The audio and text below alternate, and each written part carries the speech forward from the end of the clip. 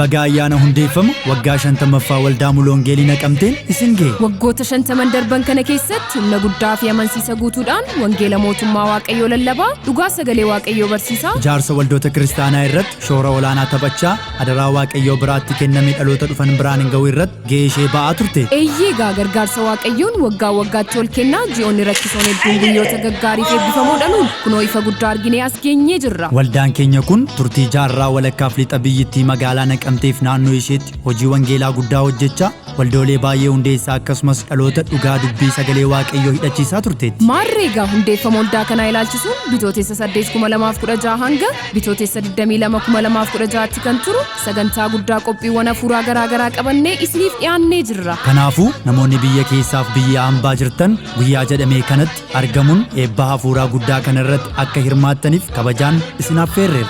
Yesuus Kiristoos kaleessa isuma ture, har'as bara baraanis isuma sana. Ayyaana hundeeffama waggaa 50ffaa waldaa muluu wangeelii naqamteen isin ga'e.